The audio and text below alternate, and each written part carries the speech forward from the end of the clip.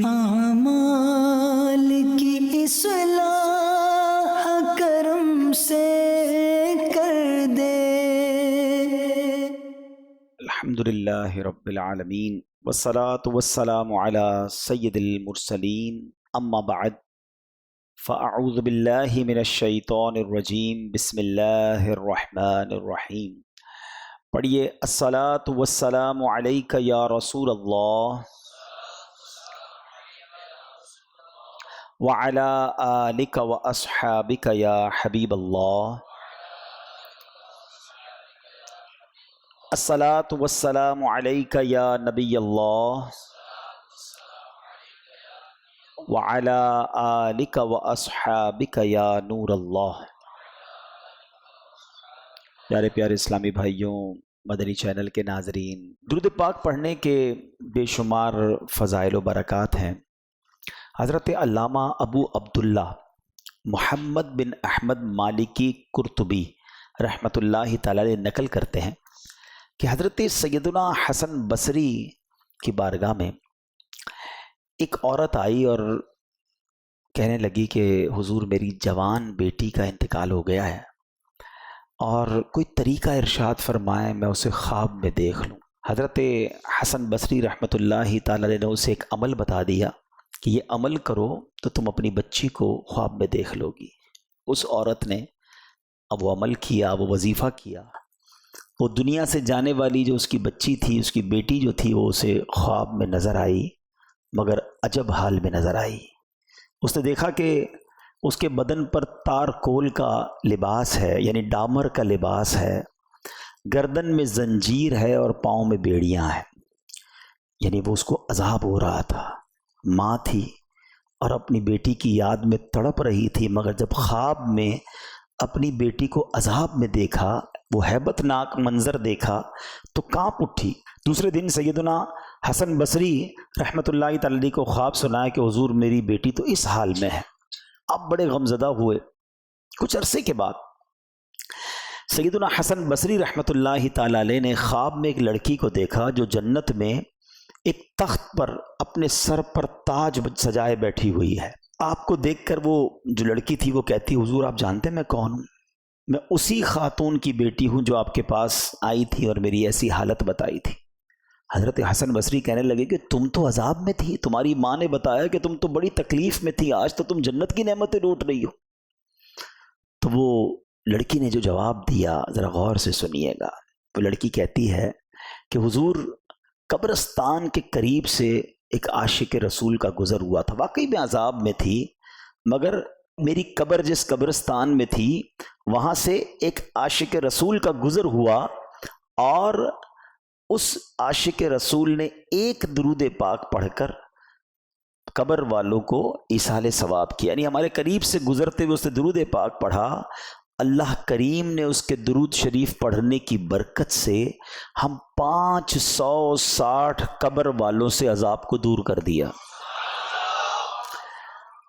اب ذرا غور کیجئے، میرے والد گرامی دنیا سے گئے، لیکن اور بھی بہت سارے لوگ ہیں جن کے دنیا سے رشتہ دار چلے گئے، قبرستان بھی ہم جاتے ہیں، لیکن یہ ایصال ثواب جو ہے نا، یہ بڑا کمال کا کام ہے۔ اور اللہ کی رحمت دیکھو کہ رب کریم نے ایک طریقہ باقی رکھا ہے اس کی رحمت نے، کہ جو چلے گئے، اللہ نہ کرے اگر گناہوں کی وجہ سے ان پر عذاب ہو رہا ہے تو ہم انہیں ثواب پہنچا سکتے ہیں، ہم انہیں نیکیاں پہنچا سکتے ہیں۔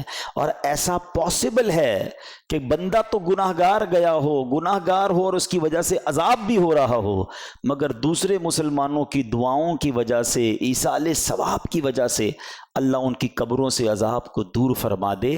اور ایک اور بات پتہ چلی کہ درود پاک کی کیا شان ہے۔ درود پاک پڑھ کر ایصال کریں تو قبروں سے عذاب دور ہو جائے۔ جو خود درود پڑھتا ہوگا اس کا کیا عالم ہوگا، اس کی قبر کا عالم کیا ہوگا۔ تو اس سے کئی باتیں، اس ایک واقعے سے ہمیں بہت کچھ سیکھنے کو مل رہا ہے کہ درود پاک کی کثرت کیجئے، پھر نیکیاں کر کے اپنے مرحومین کو یاد رکھیے، انہیں بھول نہ جائیے۔ آج آپ اپنے مرحومین کو بھول جائیں گے کل ہو سکتا ہے ہمارے بعد والے ہمیں بھول جائیں، تو ہمیں انہیں یاد رکھنا ہے، انہیں نیکیاں پہنچانی ہیں۔ آئیے مل کر محبت کے ساتھ بآواز بلند درود پاک پڑھ لیجئے، صلو علی الحبیب صلی اللہ تعالی علی محمد صلی اللہ علیہ وسلم۔ آج میں اپنے بیان کو 2-3 حصوں میں کرنے کی کوشش کروں گا۔ ماں باپ کی فرما برداری، ماں باپ کی خدمت، ماں باپ کی یوں سمجھیے کہ بات ماننا، اس پر بہت بیانات ہوتے رہتے ہیں اور ہوتے رہنے چاہیے، ٹھیک ہے نا، کہ اس کا احساس اجاگر ہو کہ ماں باپ کے مقام کیا ہے۔ لیکن ماں باپ کی جو نافرمانی ہے، ماں باپ کا جو دل دکھانا ہے، ماں باپ کو جو تکلیف پہنچانا ہے، شاید لوگ اس کو کوئی بڑا معاملہ نہیں سمجھ رہے، اور آج کل ماں باپ بڑے پریشان ہیں۔ آج کل بچوں کو اس بات کا احساس ہی نہیں ہے کہ اگر ماں باپ تکلیف میں ہیں تو ہمارا کیا بنے گا، ہمیں کتنا بڑا گناہ ملے گا۔ یا کوئی نارمل سی بات ہے کہ ٹھیک ہے ماں باپ رات کو جاگ رہے ہیں، بچہ نہیں آ رہا، ماں باپ کو جواب نہیں دے رہا، ان کی بات نہیں مان رہا، ان کے دل میں تکلیف پہنچا رہا ہے، یا اللہ نہ کرے اس سے بڑھ کر ماں باپ کو برا بھلا کہہ رہا ہے، ماں باپ سے لڑ رہا ہے۔ یہ کتنا بڑا گناہ ہے اور اس کے کانسیکوینسز کیا کیا ہیں، شاید اس طرف توجہ نہیں۔ تو شروع میں انشاءاللہ ماں باپ کی نافرمانی کس قدر برا عمل ہے اس پر کچھ بات کریں گے۔ پھر ماں باپ کے حقوق، شریعت ہم پر کیا لاگو کرتی ہے کہ ہمیں ماں باپ کے ساتھ رہنا کیسے ہے، اور اس کے بعد ہم انشاءاللہ کچھ ایصال ثواب پر بات کریں گے، کیونکہ ہمیں پتہ چلے کہ جن کے ماں باپ حیات ہیں انہوں نے ماں باپ کے ساتھ کیسے رہنا ہے، اور جن کے چلے گئے ہیں اب کیسے ایصال ثواب کے ذریعے ہم ان کی گویا ہیلپ کر سکتے ہیں، ان کو تحفے بھجوا سکتے ہیں۔ حضرت عبداللہ رضی اللہ تعالیٰ عنہ فرماتے ہیں کہ ہم نبی پاک علیہ الصلوۃ والسلام کی بارگاہ میں حاضر تھے کہ ایک آدمی آیا اور عرض کرنے لگا کہ حضور ایک نوجوان ہے اور آخری اس کی زندگی کے لمحات ہیں، سکرات کا عالم ہے، ہم اسے کہتے ہیں لا الہ الا اللہ پڑھ، وہ پڑھ نہیں پا رہا، اس کی زبان پر حضور کلمہ جاری نہیں ہو رہا ہے۔ حضور نے فرمایا کانا یصلی، کیا وہ نماز پڑھتا تھا؟ آنے والے نے عرض کی جی حضور وہ نماز پڑھتا تھا۔ تو آقا علیہ الصلوۃ والسلام اس کے ساتھ تشریف لے گئے، اور نبی پاک جب وہاں گئے تو آپ نے نوجوان کے پاس جا کر فرمایا قل لا الہ الا اللہ، یعنی اے نوجوان کہو لا الہ الا اللہ۔ اس نے عرض کی لا استطیع، حضور میں نہیں کہہ پا رہا، میں نہیں کہہ سکتا۔ فرمایا لما، کیا وجہ ہے، کیوں نہیں کہہ پا رہا؟ تو کسی نے عرض کی کانا یعق والدتہ، کہ حضور یہ اپنی ماں کی نافرمانی کرتا تھا۔ نبی پاک نے فرمایا کیا اس کی والدہ زندہ ہے؟ لوگوں نے عرض کی جی ہاں حضور اس کی ماں زندہ ہے۔ نبی پاک نے فرمایا اسے بلاؤ۔ والدہ آئیں، حاضر ہوئیں۔ نبی پاک علیہ الصلوۃ والسلام نے فرمایا کیا یہ تمہارا بیٹا ہے؟ عرض کیا جی حضور یہ میرا بیٹا ہے۔ آقا فرماتے ہیں تمہارا کیا خیال ہے اگر بہت بڑی آگ بھڑکائی جائے اور تمہیں کہا جائے کہ اگر تم اس کی سفارش کرو تو اسے چھوڑ دیتے ہیں ورنہ اسے آگ میں جلائیں گے، کیا تم اس کی سفارش کرو گی یا جل جانے دو گی؟ دیکھو یہ ہوتی ہے ماں۔ والدین کمال کے لوگ ہوتے ہیں، ان کو ستاؤ، تکلیف پہنچاؤ، لیکن جب بچے کو تکلیف پہنچنے لگتی ہے تو وہ اپنی تکلیف بھول جاتے ہیں۔ وہ ماں کہتی ہے یا رسول اللہ، آقا اب تو میں اس کی سفارش کروں گی۔ نبی پاک فرماتے ہیں تو اللہ عز و جل اور مجھے گواہ بنا کر کہو کہ تم اس سے راضی ہو۔ وہ ماں عرض کرتی ہے یا اللہ عز و جل میں تجھے اور تیرے رسول کو گواہ بناتی ہوں کہ میں اپنے بیٹے سے راضی ہوں۔ نبی پاک نے اب اس نوجوان سے فرمایا اے لڑکے کہو لا الہ الا اللہ وحدہ لا شریک لہ واشہد ان محمدا عبدہ ورسولہ۔ نوجوان نے نبی پاک کے پیچھے یہ سارے الفاظ دہرا دیے، اس کی زبان پر کلمہ جاری ہو گیا۔ پھر میرے آقا نے فرمایا الحمدللہ الذی انقذہ بی من النار۔ آقا فرماتے سب تعریفیں اللہ عز و جل کے لیے جس نے میرے وسیلے سے اس نوجوان کو دوزخ سے بچا لیا۔ میرے پیارے اسلامی بھائیوں، پتہ یہ چلا کہ ماں باپ ناراض ہونا تو مرتے وقت زبان پر کلمہ بھی جاری نہیں ہوتا۔ ایمان سے بڑھ کر تو کچھ نہیں ہے نا ہمارے پاس۔ اگر ایمان ہی چلا گیا تو پھر کیا بچے گا؟ تو جن اسباب، ریزنز بیان ہوئے احادیث میں کہ جن چیزوں کی وجہ سے ایمان برباد ہو سکتا ہے، ان ریزنز میں احادیث میں والدین کی نافرمانی بھی ہے۔ لیکن کیا ہم نے اس بارے میں کچھ سوچا؟ بعض علماء فرماتے ہیں برے خاتمے کے 4 اسباب ہیں. دیر آر 4 ریزنز, ٹھیک ہے, جو بری موت کی طرف لے جاتے ہیں. اس سے زیادہ بڑا نقصان کیا ہوگا؟ کسی کی فیکٹری میں آگ لگ جائے, اللہ نہ کرے کسی کا ایکسیڈنٹ ہو جائے, کسی کے گھر میں آگ لگ جائے, کوئی بہت بڑا نقصان ہو جائے, وہ سمجھتا ہے میری دنیا ختم ہو گئی. مگر یقین جانیں دنیا کی ساری نعمتیں چلی جائیں اور ایمان سلامت ہے نا, تو وہ بندہ پھر بھی کامیاب ہے.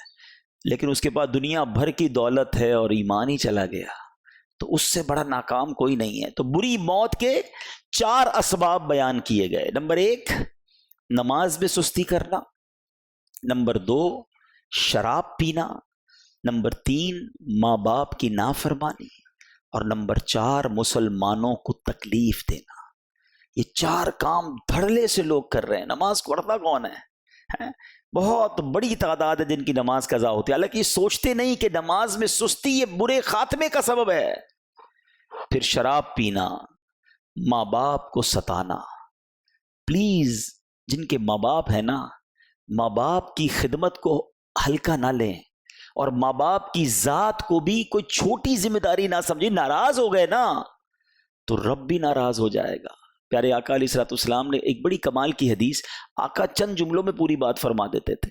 آقا فرماتے, حدیث پاک کا مضمون ہے, ماں باپ ہی تیری جنت ہے, ماں باپ ہی تیری دوزخ ہے. ایک ہی لائن ہے, مگر اس لائن میں پورا فلسفہ بیان کر دیا کہ ماں باپ راضی تو رب راضی, اور ماں باپ ناراض تو رب بھی ناراض. اب ماں اور باپ کو ستانے والے, ماں باپ کے نافرمان کے ایسے ایسے انجام لکھے ہوئے ہیں. وہ بچے جن کے ماں باپ حیات ہیں, خدا کے واسطے غور سے سنو. حضرت عوام بن حوشب رضی اللہ عنہ سے روایت ہے, فرماتے ایک مرتبہ دوران سفر میں ایک محلے میں ٹھہرا. اس محلے کی طرف ایک قبرستان تھا, اور وہاں جب عصر کا وقت ہوتا تھا تو قبرستان میں سے ایک قبر شک ہوئی, قبر پھٹی, اور اس میں سے ایک قبر میں سے آدمی نکلا جس کا سر گدھے جیسا تھا, اور اس نے 3 مرتبہ گدھے جیسی آواز نکالی. پھر قبر میں گیا اور قبر بند ہو گئی. آپ کہتے ہیں میں بڑا حیران ہوا, تو قریب ہی میں نے دیکھا کہ ایک بوڑھی عورت ہے جو اون وغیرہ کاٹ رہی ہے. ایک خاتون مجھ سے کہنے لگی, تم اس بوڑھی عورت کو جانتے ہو؟ میں نے کہا نہیں, میں تو نہیں جانتا. خاتون نے کہا یہ اس کی ماں ہے. جب میں نے پوچھا کہ اس کا واقعہ کیا ہے, تو خاتون کہنے لگی کہ وہ شخص شراب پیا کرتا تھا. شام کو جب وہ گھر آیا کرتا تو اس کی ماں اس سے کہتی تھی, میرے بیٹے اللہ سے ڈر, کب تک تو شراب پیتا رہے گا. ماں اسے سمجھاتی تھی. وہ بدبخت اپنی ماں کو پتہ ہے کیا جواب دیتا تھا؟ کہتا تھا تم کب تک ہینگتی رہو گی جب تک جیسے گدھا ہینگتا ہے.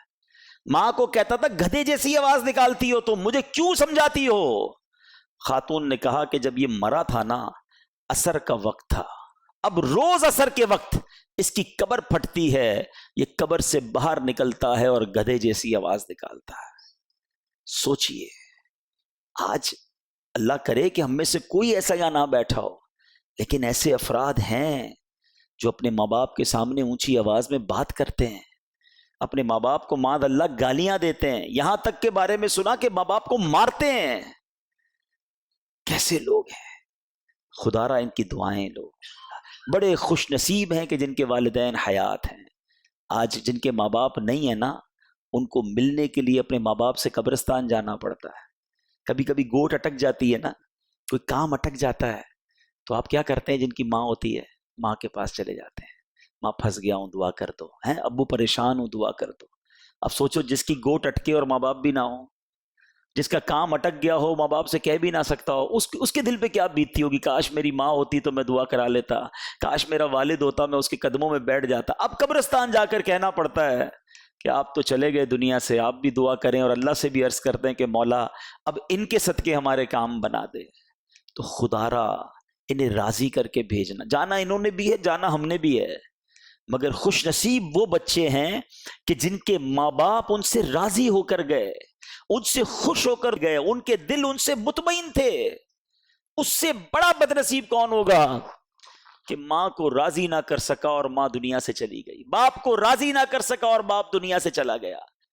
تو ماں باپ جس کے پاس ہے نا, یہ جنت کا ٹکٹ ہے, اور یہ ٹکٹ حاصل کرنا ہے, اللہ کو راضی کرنا ہے, ورنہ مارے جائیں گے. میں آپ کو بخاری شریف کی پڑھ رہا تھا, آج بیان تیار کر رہا تھا جب, کہ کبیرہ گناہ, بہت سارے کبیرہ گناہ ہیں, لیکن جو बड़े कबीरा गुनाह बयान किए ना नबी पाक अलैहिस्सलाम ने।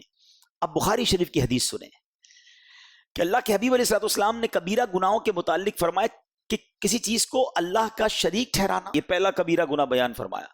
सेकंड नंबर पे नबी पाक ने क्या फरमाया? वालिदैन की नाफरमानी करना। तीसरे नंबर पर फरमाया नाहक कत्ल करना। चौथे नंबर पर फरमाया झूठी कसम खाना। मुस्लिम शरीफ की हदीस में प्यारे आका ने फरमाया कबीरा गुनाह का जब जिक्र हो रहा है, किसी चीज को अल्लाह का शरीक ठहराना, वालिदैन की नाफरमानी करना, नाहक कत्ल करना और झूठ बोलना। उलमा फरमाते हैं कि इतने सारे कबीरा गुनाह हैं, सबसे बड़ा गुनाह शिर्क है ना, है। उस शिर्क के बाद दूसरा बड़ा गुनाह जहां जहां नबी पाक ने कबीरा गुनाह बयान किए ना, माँ बाप की नाफरमानी बयान किया। आप सोचिए ये कितना बड़ा गुनाह है। लोग कहते हैं यार माँ बाप तो बस ठीक है ना, नाराज हो गए तो क्या हो गया, बाद में मना लेंगे। तुम्हें क्या पता वो राजी होंगे कि नहीं। तुमने आज दिल दुखाया, कभी बड़ी आवाज में बात की, कभी उनकी बात ना मानी, हो सकता है तुम्हारी वजह से वो रो पड़े हो, तुम्हें एहसास नहीं है। हालांकि शरीयत ये कहती है, मैं अभी थोड़ी देर के लिए माँ बाप के दिल को साइड में रख दें, ठीक है ना, मैं मुसलमान तो हूं ना, मैंने कलमा पढ़ा है, मैं अल्लाह और उसके रसूल की बात मानूंगा तो मेरी मगफिरत होगी। अल्लाह और उसका रसूल ये फरमा रहे हैं, शरीयत ये सिखा रही है कि अल्लाह की बारगाह में शिर्क के बाद जो सबसे बड़ा गुनाह बताया गया वो मां बाप की नाफरमानी बताया गया। अच्छा, अल्लाह करीम ने जहां अपनी इताअत का बयान किया है, अपनी फर्माबरदारी का बयान किया, कई जगहों पर उसके फौरन बाद मां बाप की फर्माबरदारी का बयान किया। तो उलमा इसकी वजह बयान करते हैं कि अल्लाह खालिक हकीकी है, हकीकी मानों में पैदा करने वाला रब है, और वालिदैन जो हैं वो सबब बने कि जिनकी वजह से मैं और आप दुनिया में आए। तो खालिक हकीकी की इबादत पहले है, खालिक हकीकी का शुक्र अदा करना पहले है, और उसके फौरन बाद फरमाया कि माँ बाप का एहसान मानो, माँ बाप का हुक्म मानो, उनकी इताअत करो। बिल्कुल इसी तरह खालिक हकीकी के साथ शिर्क करना सबसे बड़ा गुनाह ठहरा है, उसके बाद बड़ा गुनाह ठहरा मां बाप की नाफरमानी करना, मां बाप को सताना। मैं आपको आपकी शरीयत बता रहा हूं कि हमें शरीयत ये कहती है कि अगर रब को राजी करना है, अल्लाह के हबीब को राजी करना है, तो मां बाप को राजी करना है, मां बाप की नाफरमानी नहीं करनी है। अच्छा, फिर प्यारे आका अलैहिस्सलाम फरमाते हैं सबसे बड़ा गुनाह यह है, बुखारी शरीफ की हदीस, सही बुखारी की हदीस, सबसे बड़ा गुनाह यह है कि कोई अपने वालिदैन को गाली दे। साहबा ने कहा हुजूर क्या कोई अपने वालिदैन को गाली दे सकता है? अच्छा, उस जमाने में तो ये पॉसिबल ही नहीं था ना, उस जमाने में तो कोई सोच ही नहीं सकता था, जब तो ये सवाल किया गया कि हुजूर कोई वालिदैन को गाली दे सकता है? तो नबी पाक ने फरमाया आदमी किसी के बाप को गाली देता है तो वो उसके बाप को गाली देगा, तो कोई आदमी किसी की मां को गाली देता है तो वो इसकी मां को गाली देगा। अब जरा गौर से समझिएगा बात को। इसका मतलब यह हुआ कि उस जमाने में तो ऐसा था ही नहीं कि कोई डायरेक्ट माँ बाप को गाली दे। आज तो ऐसे भी बदनसीब हैं जो अपने माँ बाप को डायरेक्ट गालियां दे रहे होते हैं। अच्छा, माँ बाप को डायरेक्ट नहीं दे रहे होते ना, दोस्तों में बैठ के दे रहे होते, मेरा तो बाप है ही ऐसा है, मेरी माँ तो है ही ऐसी, अस्तगफिरुल्लाह। उसका अजाब क्या होगा? ये तो नबी पाक ने एक दूसरी अंदाज बयान किया कि वो किसी के माँ बाप को गाली दे तो वो इसके माँ बाप को गाली दे। आज ऐसा हो रहा है, माँ बहन की गालियां देते हैं, शौक से देते हैं, फिर दूसरे तुम्हारी माँ बहन को गालियां दे रहे हैं। एहसास ही नहीं है कि मेरी इन हरकतों की वजह से मेरी माँ को गाली पड़ रही है, मेरे वालिद को गाली पड़ रही है। और ऐसा भी होता होगा कि माँ कब्र में होगी और तुम्हारे दोस्त तुम्हारी माँ को गाली दे रहे तुम्हारी वजह से।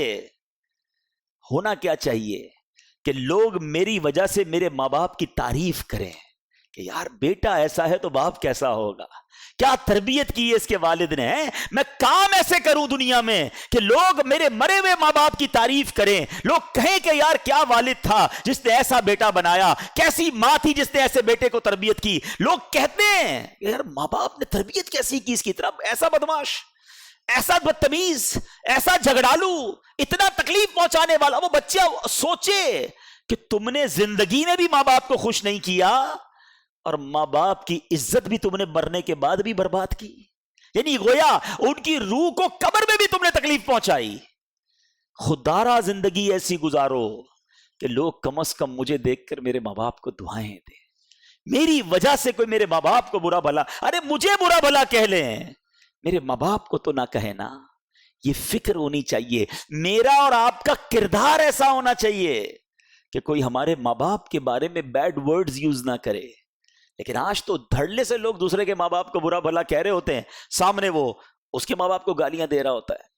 سنو، حدیث پاک سناتا ہوں، یہ ماں باپ کی نافرمانی جو ہے نا، یہ کوئی چھوٹا گناہ نہیں ہے، یہ اتنی بڑی برائی ہے۔ یعنی میں یہ سمجھتا ہوں کہ آج کوئی شراب پیے نا، لوگ کہتے ہیں او ہو شرابی ہے یہ تو، ارے یہ تو بڑا قاتل ہے، یہ تو گنڈا چور ہے، یہ تو جناب ہیروئنچی ہے، یہ تو جواری ہے۔ یہ 4-5 گناہ جو ہے نا ہمارے معاشرے میں بہت بڑے مانے جاتے ہیں، واقعی یہ بڑے گناہ ہیں، لیکن ان سب سے بڑا گناہ جو ہے وہ ماں باپ کو ستانا ہے۔ تو ہر دوسرا آدمی ستا رہا ہے، اس کو یہ ٹینشن ہی نہیں ہے کہ میں قاتل سے بڑا گناہگار ہوں، میں جواری سے بڑا گناہگار ہوں۔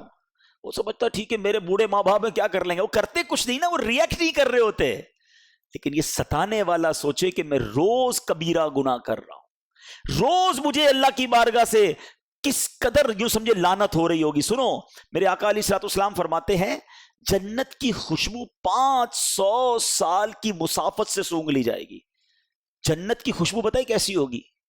500 سال کی مسافت، یعنی اگر کوئی گھوڑ سوار گھوڑا دوڑائے اور 500 ایئرز کتنا دور پہنچ جائے گا، پتہ نہیں کتنے ہزار میل دور پہنچ جائے گا، اتنا دور سے بھی جنت کی خوشبو سونگھی جائے گی۔ یعنی جنت ایسی خوشبودار ہے۔ مگر آقا پتہ کیا فرماتے ہیں کہ نیکی کر کے جتانے والا، ماں باپ کا نافرمان اور عادی شرابی، یہ 3 گناہگار ایسے ہیں جو جنت کی خوشبو بھی حاصل نہیں کر سکیں گے۔ یعنی اٹ مینز جنت سے اتنے دور ہو جائیں گے کہ وہ جنت داخل ہونا تو دور کی بات ہے، اس کی خوشبو بھی نہیں پا سکیں گے۔ اچھا، میں بہت سارے عذاب پڑھ رہا تھا، اب جو میں حدیث سنانے جا رہا ہوں نا، میں یقین کریں جس کو لرز جائے آدمی، یہ جملے ذرا سنیے گا کہ کیا فرمایا میرے آقا نے۔ سب سے بڑا اللہ کا نافرمان کون ہے؟ شیطان، ابلیس کے عذاب کا اندازہ کر سکتے ہو؟ جس نے ساری دنیا کو غلط کام پہ لگایا ہے، ساری دنیا کو برے کاموں کی طرف جو لگا رہا ہے، سارے کفار کو کفر پہ لگانے والا، ہم تو امیجن ہی نہیں کر سکتے نا اس کے عذاب، اس کے گناہ اور اللہ کے غضب کا اس پر۔ مگر اب حدیث سننا کیا فرمایا آقا، فرماتے ماں باپ کے نافرمان اور ابلیس کے درمیان صرف جہنم میں 1 درجے کا فرق ہوگا۔ آپ یقین، یہ اگر اس کی وہ کہ نا ہیبت کو سمجھو، جو اگر سمجھدار اس بات کو سمجھے نا تو رونگٹے کھڑے ہو جائیں گے۔ ابلیس کا عذاب کتنا ہوگا؟ اس کے عذاب میں اور ماں باپ کے نافرمان کے عذاب میں 1 درجے کا ہی فرق ہوگا۔ ختم ہو گئی نا بات، ہی ختم ہو گئی نا، اس سے بڑا مجرم کون ہوگا؟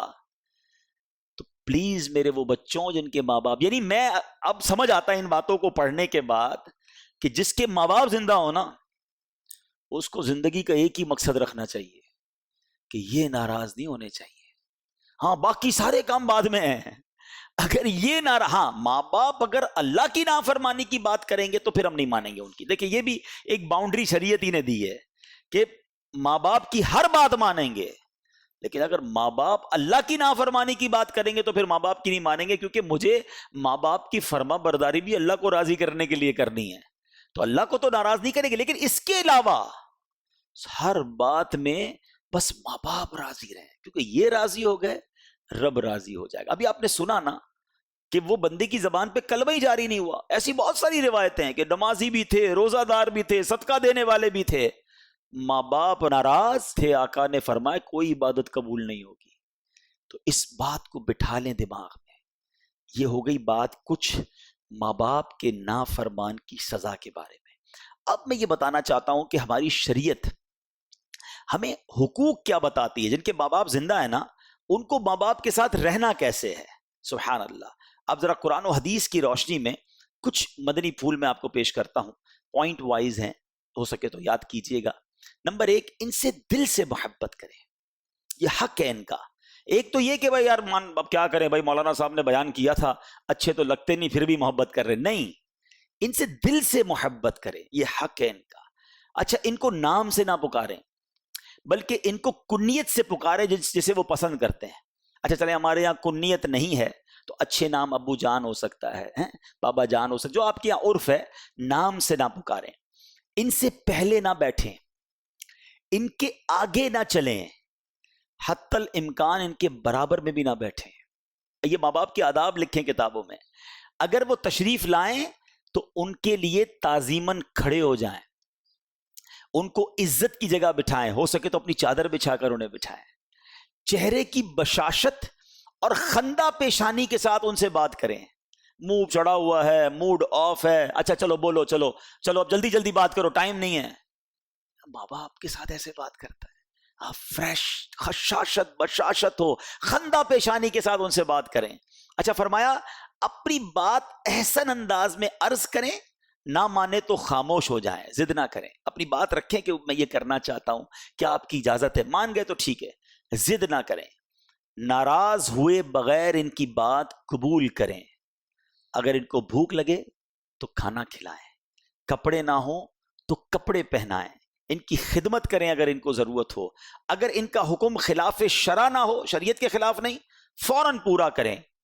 کھانے پینے ساتھ بیٹھے نا، ان سے پہلے پہل نہ کریں، ہمیں تو کھلائے ماں نے، ابو نے کہا بیٹا تم کھا لو، حالانکہ شریعت یہ کہتی ہے کہ اگر یہ ساتھ بیٹھیں کھانا شروع نہ کریں جب تک ماں باپ شروع نہ کریں۔ فرمایا ان کے لیے رحمت اور مغفرت کی دعا کریں، ان کی عزت اور ان کا احترام کریں، ان کو خوش کرنے والے کام کریں، باپ کے ہاتھ چومیں اور ماں کے قدم چومیں۔ فرمایا ہر کام میں ان سے مشورہ کریں، لوگوں کے سامنے ان کی تعریف کریں، ان کے دوست احباب سے خوش دلی کے ساتھ پیش آئیں، ماں باپ سے تو آئیں ان کے دوستوں سے بھی خوش دلی سے پیش آئیں۔ بعض اوقات ہوتا ہے ایسے کہ ابو بیٹھے ہیں ساتھ، ان کے دوست آ گئے، اب ان کو دیکھ کے موڈ خراب ہو گیا، ابو کے رشتہ داروں کو دیکھ کر موڈ خراب ہو گیا، ماں کے رشتہ دار آ گئے تو موڈ خراب نہیں۔ شریعت یہ کہتی ہے کہ ماں باپ کے رشتہ دار ان کے دوستوں سے بھی خوش دلی کے ساتھ پیش آئیں، اور سبحان اللہ ان کے پیچھے سے ان کو آواز نہ دیں بلکہ خود جا کر قریب جا کر ان سے نرمی سے بات کریں۔ یہ آداب کتابوں میں لکھے ہیں۔ میں نے ایک اور کتاب میں پڑھا تھا کہ بیٹا والد کے ساتھ ایسے رہے جیسے غلام آقا کے ساتھ رہتا ہے۔ یہ لکھا ہے کتابوں میں ادب۔ غلام کیا ہوتا ہے؟ ریڈی ٹو، ہر وقت خدمت کے لیے، کب آقا کا حکم آئے میں خدمت کروں۔ مگر آج حال یہ ہے کہ باپ غلام بنا ہوا ہے بیٹے کے آگے کہ بیٹا میرا ذرا کام کر دے، نہیں ابا ٹائم نہیں ہے، بیٹا تھوڑے پیسے دے دے، نہیں میرے پاس پیسے نہیں ہیں، اچھا میرا بیٹا یہ میری بات نہیں، ابو آپ کو سمجھ نہیں پڑتی۔ باپ غلام کی طرح ڈرتے ڈرتے بات کرتا ہے۔ یہاں کیا لکھا کہ بیٹا نرمی سے ماں باپ سے بات کرے، ادب سے بات کرے، انہیں نام سے نہ پکارے۔ ادھر حال یہ ہے کہ باپ ڈر رہا ہوتا ہے کہ بیٹے کا موڈ صحیح ہے کہ نہیں، بات کروں کہ نہیں، کہیں بیٹے کو برا نہ لگ جائے۔ ماں بیٹی سے ڈر رہی ہے آج کے دور میں۔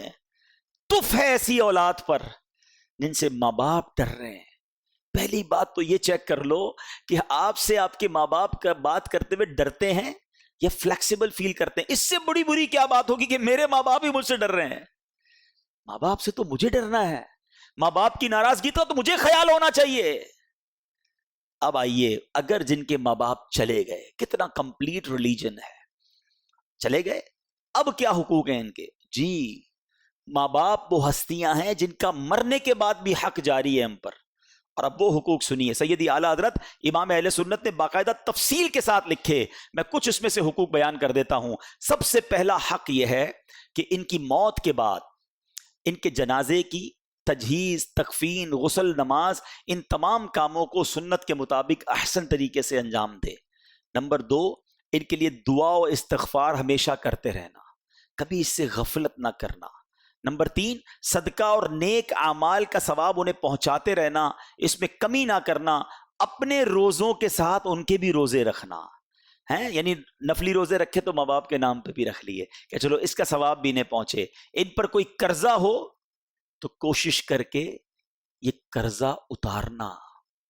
مجھے ایک واقعہ یاد آ گیا، پچھلے دنوں ایک واقعہ میں نے پڑھا کہ ایک شخص بہت بڑے مالدار شخص کے دروازے پر گیا، گاؤں سے آیا اور اپنے دوست کو کہا، اس دوست نے یہ واقعہ بیان کیا کہ میں نے یہ اپنی آنکھوں سے دیکھا۔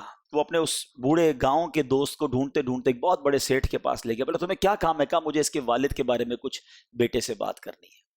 دروازہ کھٹکھٹایا، وہ سیٹھ تھا، بڑا آدمی تھا، دروازے پر آیا، بڑے روکھے انداز میں گیٹ پر ہی بات کر، جی فرمائیے کیا کام ہے؟ کہ بیٹا میں آپ کے والد کے گاؤں سے آیا ہوں اور میں آپ سے آپ کے والد کے بارے میں کچھ بات کرنا چاہتا ہوں۔ کہا ٹھیک ہے آئیے۔ بولا گھر میں نہیں لے گیا، گھر کے باہر ہی لان میں 2-3 کرسیاں لگی تھی وہیں بٹھایا، کہ جلدی جلدی بتائیے کیا کام ہے۔ کہ بیٹا تمہارے والد کا جب سے انتقال ہوا ہے نا، روزانہ قبر پر کچھ لوگ آتے ہیں، تمہارے والد کو برا بھلا کہہ کے جاتے ہیں، کیونکہ تمہارے والد نے ان کے پیسے دینے تھے۔ بیٹا میں اس لیے آیا ہوں، مجھ سے رہا نہیں گیا، تمہارا والد میرا دوست تھا، واقعی ان لوگوں کے پیسے نکلتے ہیں، وہ بھی غریب ہیں، لیکن تمہارے والد کو روز قبر پر آ کر بد دعا دے کر جاتے ہیں۔ ایسا کرو بیٹا، اپنے والد کا قرضہ ادا کر دو۔ وہ شخص جو ساتھ لے کر گیا تھا کہتا جب میں نے سنا تو میرے رونگٹے کھڑے ہو گئے، مگر وہ بیٹا کہتا ہے بابا جی میں کیوں پیسے دوں، میرے ابا نے مجھ سے پوچھ کے لیے تھے، آئندہ مجھے تنگ کرنے مت آنا، جاؤ ادھر سے۔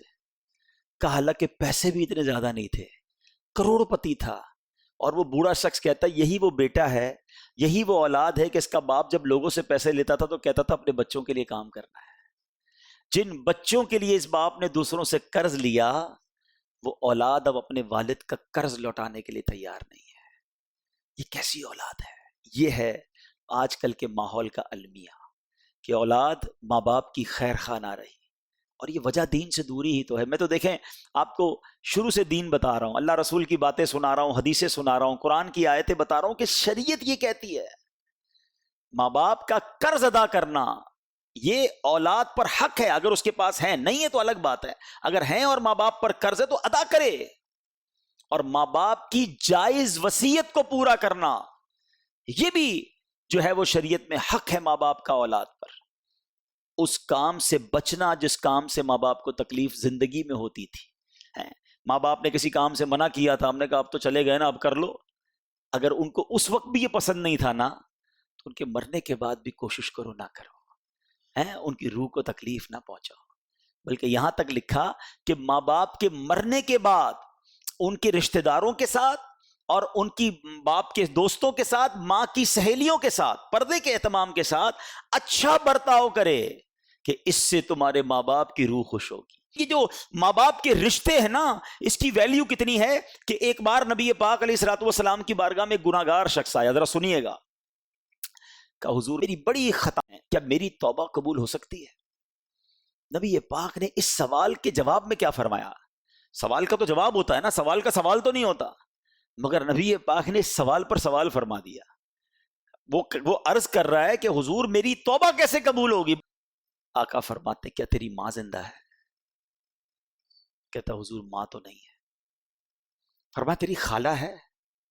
کہ حضور ہاں خالہ ہے۔ فرمایا جا اپنی خالہ کی خدمت کر۔ خالہ کی خدمت پر گناہ معاف؟ کیوں؟ ماں کی بہن ہے، یعنی اٹ مینز ماں اور باپ کا مرتبہ دیکھو، یہ زندہ ہیں ان کی خدمت کرو، یہ چلے گئے تو ان کے رشتہ داروں کی خدمت کرو، ان کے دوستوں کا خیال رکھو، ان کی روح خوش ہو جائے گی تم سے۔ ایسے کام نہ کریں کہ جن سے ماں باپ کی روح قبر میں بھی پریشان ہو۔ اب آئیے آخر میں کچھ میں ایصال ثواب کے بارے میں، کیا خوبصورت ہماری شریعت ہے، کسی کو باپ کی یاد آئے، کسی کو ماں کی یاد آئے۔ آج دنیا میں کیا ہوتا تھا، ماں باپ ہوتے تھے تو کوئی سوٹ پیس لے جاتے تھے، کوئی فروٹ لے جاتے تھے، کوئی تحفے دے دیتے تھے، چلو امی ابو کو کہیں چکر لگانے لے جائیں، ان کا دل خوش ہو جائے، اللہ نے پیسے دیے چلو مدینے لے جائیں۔ اب تو نہیں لے جا پا رہے نا، اب تو چلے گئے وہ دنیا سے، اب کیا کر سکتے ہیں؟ تو اب بھی یہ کر سکتے ہیں کہ قرآن پڑھ کے انہیں تحفہ پہنچا دیں، اجتماع کر کے انہیں تحفہ پہنچا دیں، مسجد بنا کے انہیں ثواب پہنچا دیں۔ ہماری شریعت نے ایصال ثواب کا کیا شاندار نظام رکھا ہے، ایمان تازہ ہو جاتا ہے ان حدیثوں کو پڑھنے کے بارے میں۔ اللہ کے نبی علیہ الصلوۃ والسلام حضرت سیدنا ارمیہ کچھ ایسی قبروں کے پاس سے گزرے کہ جن پر عذاب ہو رہا تھا، قبروں میں عذاب ہو رہا تھا۔ کچھ عرصے کے بعد پھر گزرے تو عذاب ختم ہو چکا تھا، تو آپ نے اللہ سے عرض کی کہ یا اللہ پہلے عذاب ہو رہا تھا، اب عذاب ختم ہو گیا، اعمال تو انہوں نے جو کرنے تھے کر لیے نا، اعمال کے رزلٹ پر ہی طے ہوتا ہے کہ قبر میں عذاب ہو رہا ہے، اللہ ناراض ہے تو یا نعمتیں مل رہی ہیں، اب عذاب ختم کیسے ہو گیا؟ اللہ نے ارشاد فرمایا اے ارمیہ ان کے کفن پھٹ گئے، بال بکھر گئے، قبریں مٹ گئیں، تو میں نے ان پر رحم کیا، اور ایسے لوگوں پر میں رحم ہی کیا کرتا ہوں۔ مدینے کے تاجدار علیہ السلام فرماتے ہیں اے ایصال ثواب کے اجتماع کرنے والو، اے فاتحہ کرنے والو، دیکھو کیا خوبصورت اہل سنت کے یہاں نظام ہے، اپنے والد کی بھی برسی مناتے ہیں، ثواب ساری دنیا کے مسلمانوں کو پہنچاتے ہیں۔ جب بھی گھر میں لنگر لوگ کرتے ہیں، امام حسین کا لنگر کریں، غوث پاک کا لنگر کریں، لوگوں کو نہ جانے کیوں فاتحہ سے پرابلم ہے، ساری دنیا کے مسلمانوں کو ثواب لوگ پہنچاتے ہیں۔ سنو میرے آقا کیا فرماتے ہیں، اللہ کے حبیب فرماتے ہیں میری امت گناہ سمیت قبر میں داخل ہوگی اور جب نکلے گی تو بے گناہ ہوگی۔ گناہ سمیت داخل ہوگی اور نکلے گی بے گناہ ہوگی۔ آقا فرماتے کیونکہ وہ مومنین کی دعاؤں سے بخش دی جاتی ہے۔ خدا اہل سنت کو آباد رکھے۔ محمد کا میلاد ہوتا رہے گا۔ یہ میلاد کے اجتماع، ایصال ثواب کے اجتماع، سویم کے اجتماع، ہم جب بھی قرآن خوانی کرتے ہیں، لنگر کرتے ہیں، دعائیں کرتے ہیں، کیا کہتے ہیں یا اللہ سرکار کی ساری امت کو ثواب پہنچا۔ آقا فرماتے میری امت داخل تو گناہوں کے ساتھ ہوگی، جب نکلے گی تو گناہ مٹ چکے ہوں گے، کیونکہ مومنین دعائیں کر رہے ہیں، ایصال ثواب کر رہے ہیں۔ اب سنو جو ایصال ثواب نہیں کرتے نا، اپنے مردوں کو بھول جاتے ہیں، انہیں یاد نہیں رکھتے۔ پیارے آقا علیہ السلام فرماتے ہیں کہ مردے کا حال قبر میں ڈوبتے ہوئے انسان کی مانند ہے۔ جب بندہ ڈوب رہا ہوتا ہے تو کیا حال ہوتا ہے کہ وہ شدت سے انتظار کرتا ہے کہ باپ یا ماں یا بھائی یا کسی دوست کی اسے دعا پہنچے، اور جب کسی کی اسے دعا پہنچتی ہے تو اس کے نزدیک، اس قبر میں جو مردہ ہے نا، اس کے نزدیک دنیا و ما فیہا، یعنی دنیا اور اس میں جو کچھ ہے سب سے بہتر ہوتی ہے۔ آقا فرماتے اللہ عز و جل قبر والوں کو ان کے زندہ متعلقین کی طرف سے ہدیہ کیا ہوا ثواب پہاڑوں کی مانند عطا فرماتا ہے۔ بعض اوقات کیا ہو سکتا ہے کسی کے ذہن میں خیال آتا ہو یار سرکار کی ساری امت کو پہنچا، ہم نے ایسے ہی کہہ دیا، صرف دعا کر دی، ایک فاتحہ پڑھ لی، 3 بار سورہ اخلاص پڑھ دی، اسے کیا مل رہا ہے؟ سنو حدیث میں آقا فرما رہے اللہ ہدیہ کیا ہوا ثواب پہاڑوں کی مانند عطا فرماتا ہے۔ اور زندوں کا ہدیہ کیا ہے مردوں کے لیے؟ آقا فرماتے ہیں وہ دعائے مغفرت کرنا ہے۔ دعا کرتے رہا کرو، سرکار کی ساری امت کے لیے کیا کرو، اپنے مرحومین کے لیے کیا کرو، اور سبحان اللہ۔ اب آؤ میں آپ کو اربوں نیکیاں کمانے کا موقع بھی بتا دیتا ہوں۔ روزانہ آپ اربوں نیکیاں کما سکتے ہیں۔ نبی پاک علیہ السلام نے فرمایا جو کوئی تمام مومن مرد اور عورتوں کے لیے دعائے مغفرت کرتا ہے، اللہ عز و جل اس کے لیے ہر مومن مرد و عورت کے عوض ایک نیکی لکھ دیتا ہے۔ جتنے دنیا میں اتنے نہیں، جتنے گزر گئے۔ یعنی آپ نے اگر دعا کی کہ یا اللہ میرا یہ ثواب تمام مومن عورتوں اور مردوں کو پہنچا دے، ان کی مغفرت فرما دے، تو جتنے مومن مرد اور عورتیں ہیں اللہ ان کے برابر ایک ایک نیکی آپ کے نامہ اعمال میں لکھ دے گا۔ تو آئیے ایک بڑی پیاری دعا بھی علماء نے لکھی ہے، ہم مل کر پڑھ لیتے ہیں۔ اللہم اغفر لی ولکل مؤمن و مؤمنہ۔ اس کا ترجمہ بھی پڑھ لیں، اے اللہ میری اور ہر مومن و مومنہ کی مغفرت فرما، آمین۔ تو روز دعا کرتے رہا کریں۔ میرے رب کی رحمت دیکھو کہ بندہ جب سارے مسلمانوں کے لیے دعا کرتا ہے اللہ ہر مسلمان مرد و عورت کے بدلے اس کو نیکی عطا فرما دیتا ہے۔ تو ایصال ثواب، میں آپ کو حدیثیں سنا رہا ہوں، کنفیوز نہ ہوا کرے ایصال ثواب میں کہ پتہ نہیں ایصال ثواب ہو سکتا ہے کہ نہیں ہو سکتا۔ میں تو آپ کو پیارے آقا کی حدیثیں سنا رہا ہوں، اور ہم کتنی بار روزانہ مرنے والوں کے لیے دعائیں نماز میں کیا کرتے ہیں؟ رب اجعلنی مقیم الصلاۃ ومن ذریتی ربنا وتقبل دعاء ربنا اغفر لی ولوالدی وللمؤمنین یوم یقوم الحساب۔ آپ نے تو مومنین کے لیے بھی دعا کر لی، والدین کے لیے بھی دعا کر لی، تو زندوں کے لیے بھی کی، مردوں کے لیے بھی کی۔ تو بالکل آپ جو ہے وہ دل کھول کر دعائیں کیا کریں، ایصال ثواب کیا کریں۔ ایک اور خوبصورت حدیث سنیں ایصال ثواب کیسے پہنچتا ہے۔ پیارے آقا علیہ السلام فرماتے ہیں جب کوئی شخص میت کو ایصال ثواب کرتا ہے نا، تو میت کے پاس پہنچاتا کون ہے؟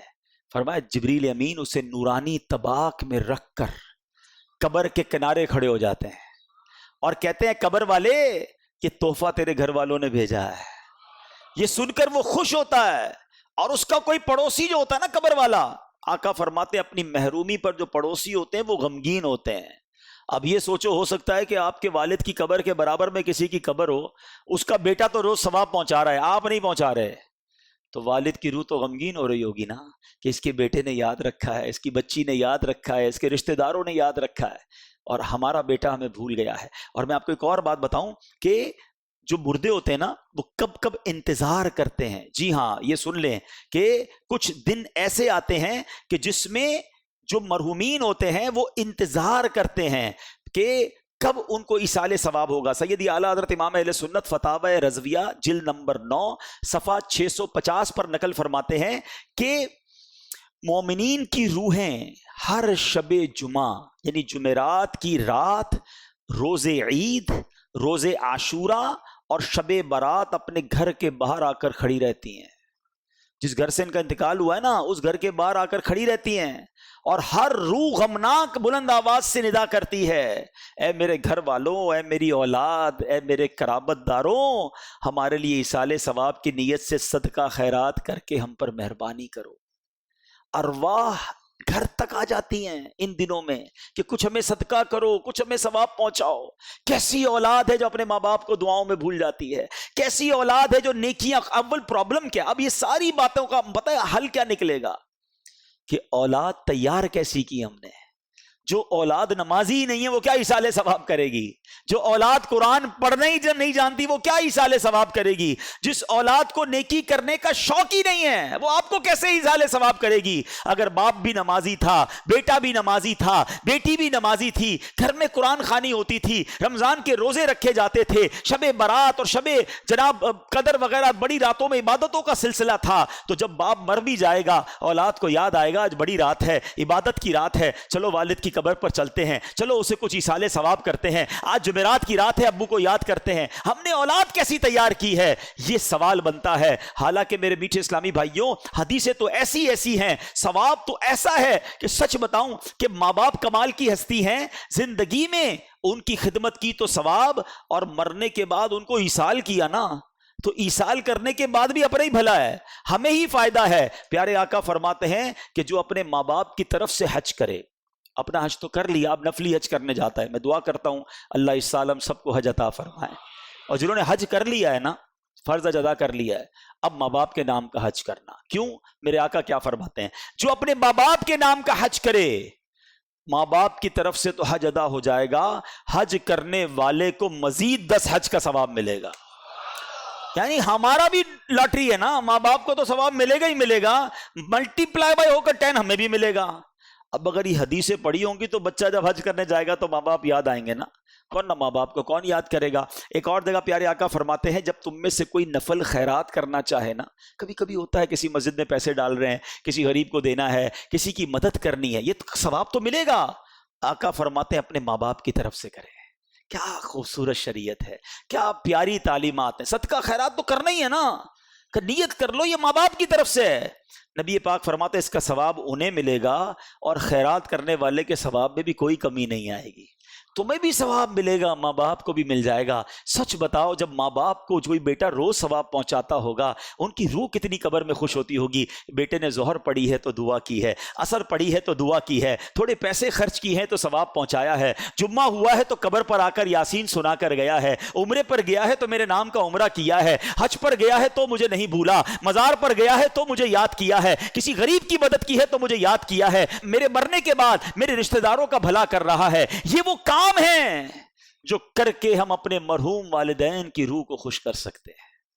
اور وہ بیٹا جو نماز نہ پڑھتا ہو، وہ بیٹا جو لوگوں کے ماں باپ کو گالیاں دیتا ہو، لوگ اس کی وجہ سے اس کے ماں باپ کو گالی دیتے ہوں، بتاؤ ان کے ماں باپ کی روح کتنی ان سے ناراض ہوگی۔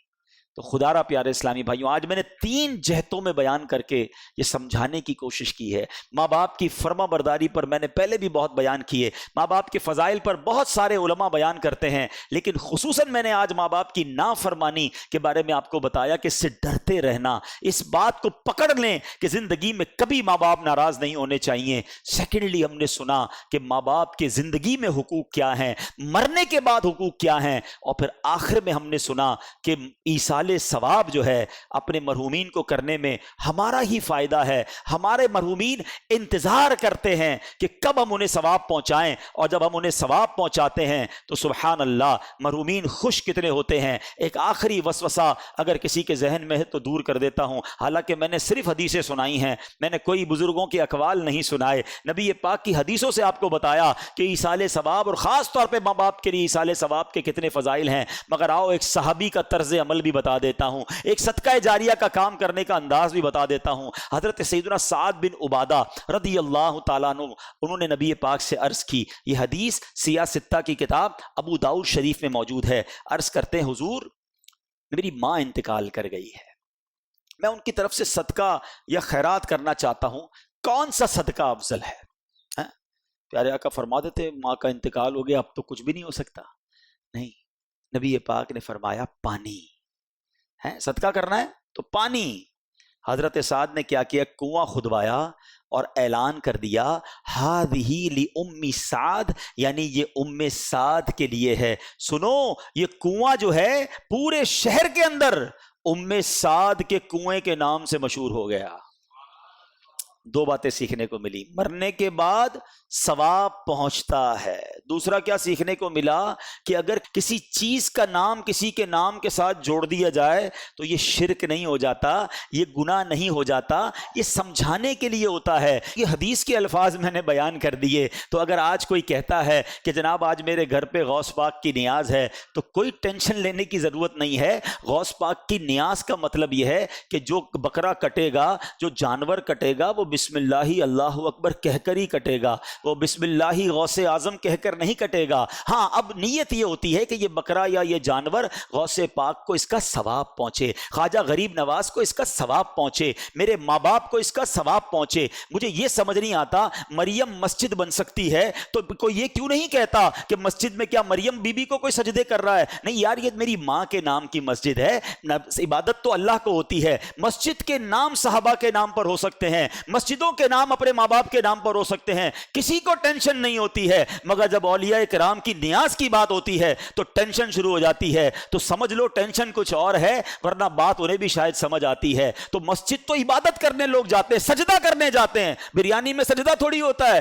جب سجدے والی جگہ کا نام تم کچھ اور رکھ کے ٹینشن نہیں کریٹ کر رہے تو کسی کی نیاز میں ہمیں کوئی آبجیکشن نہیں کرنا چاہیے. اور میں نے آپ کو حدیث سے سمجھا دیا کہ حضرت سعد رضی اللہ تعالیٰ عنہ نے کنواں کھدوایا اور مدینہ شریف میں اعلان کر دیا کہ ام سعد کا کنواں ہے. صحابہ پانی پیتے رہے, کسی نے نہیں کہا یہ شرک ہے, تو ہم بھی امام حسین کا شربت پیتے رہیں گے اور وہ انشاءاللہ اس کی برکت لوٹتے رہیں گے. تو کبھی نیاز میں ایصال ثواب میں کنفیوز نہ ہوا کریں, دل و جان سے ایصال ثواب کریں. یہ مرحومین کو پہنچتا بھی ہے اور انشاءاللہ انہیں بھی پہنچے گا اور ہمیں بھی اس کا صدقہ جاریہ ملتا رہے گا. اللہ کریم ہمیں اپنے مرحومین کے لیے خوب ایصال ثواب کرتے رہنے کی توفیق عطا فرمائے. میرے آمال